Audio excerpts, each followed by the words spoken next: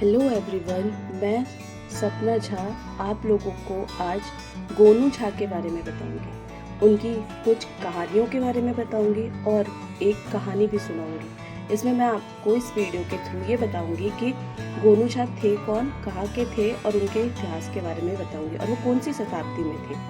तो स्टार्ट करते हैं। गोनू झा इतिहास का एक आकर्षक पाठ 13वीं शताब्दी में बिहार के बीरबल की तरह था। आइए इस चतुर दरबारी की कहानी को जानें। गोनू झा मिथिला के राजा राम कुमार यादव के समकालीन थे। घोरघटा के महाराजी टोल में जन्मे वे बिहार के दरभंगा जिले में एक गांव से थे। अपनी त्वरित सोच और सरल उत्तरों के कारण उन्हें बिहार के बीरबल के रूप में जाना जाता था। गोनू झा न केवल मजाकिया थे बल्कि मिथिला के एक सैन्य विद्वान भी थे। कल्पना कीजिए, वे शाही दरबार में ब्रह्मांडीय नक्षत्रों की तरह चतुराई से जवाब बुन रहे हैं। आइए मिथिला के चतुर दरबारी गोनू झा की रंगीन दुनिया में कदम रखें, जिनकी कहानियों ने पीढ़ियों को खुश किया है। गोनू झा कौन थे? महत्वपूर्ण बिंदुओं पे अगर हम नजर डालें तो गोनू झा, जिन्हें बिहार के बीरबल के नाम से भी जाना जाता है, 13वीं शताब्दी ईस्वी में रहते थे।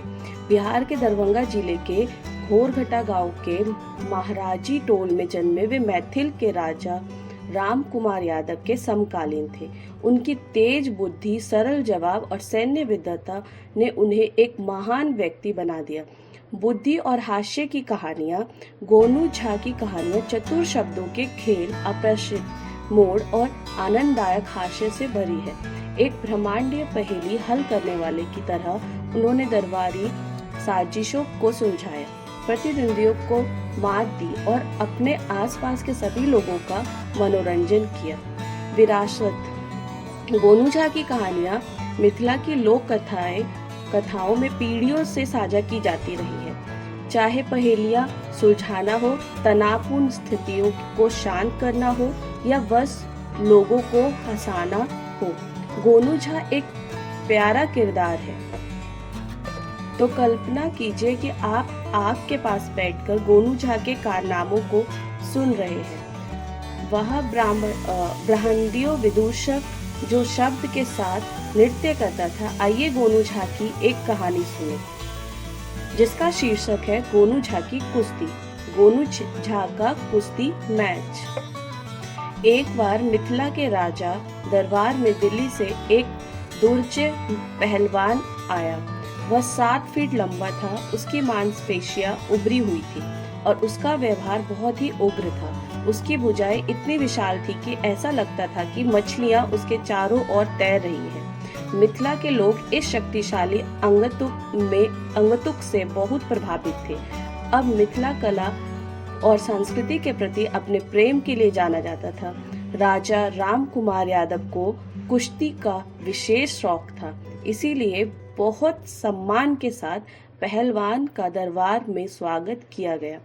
गोनू झा, जो एक चतुर दरबारी थे, ने स्थिति को ध्यान से देखा। वह जानते थे कि पहलवान के अभिमान को कम करने की आवश्यकता है। गोनू झा राजा के पास गए और दिल्ली के पहलवान और उनके बीच कुश्ती का प्रस्ताव रखा। दरबार में उत्सुकता से चहल पहल थी।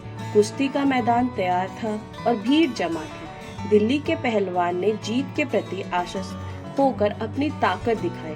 दूसरी ओर गोनू झा विनम्र दिखाई दिए। जैसे ही मुकाबला शुरू हुआ, गोनू झा पहलवान के चारों ओर नाचने लगे। उसके शक्तिशाली दावों को चकमा देते हुए भीड़ ने आश्चर्य से देखा कि गोनू झा ताकत के बजाय बुद्धि का इस्तेमाल कर रहे थे। उन्होंने पहलवान को ध्यान भटकाने के लिए पहेलियां फुसफुसाकर बताई। पहलवान जितना निराश होता गया, गोनू झा उतने ही हंसते रहे। आखिर में गोनू झा ने पहलवान को एक भारी पत्थर उठाने की चुनौती दी। पहलवान ने जोर लगाया, लेकिन पत्थर नहीं हिला। गोनू झा आगे बढ़े, पत्थर को छुआ और एक श्लोक सुनाया। चमत्कारिक रूप से पत्थर बिना किसी प्रयास के उठ गया। भीड़ ने तालियां बजाई। गोनू झा ने बिना एक भी शारीरिक प्रहार किए शक्तिशाली पहलवान को हरा दिया था। उनकी बुद्धि ने क्रूर शक्ति पर विजय प्राप्त की थी। और इस तरह गोनू झा की किंवदंती बढ़ती गई। बिहार के बीरबल, शब्दों के स्वामी और मिथिला के नायक। क्या गोनू झा की चतुराई मनमोहक नहीं है? उनकी कहानियां प्रेरणा देती है और मनोरंजन करती है, जैसे रात के आकाश में नक्षत्र चमकते हैं। अगर आप लोगों को भी ये स्टोरी अच्छी लगी तो कमेंट में ज़रूर बताइएगा। Thank you.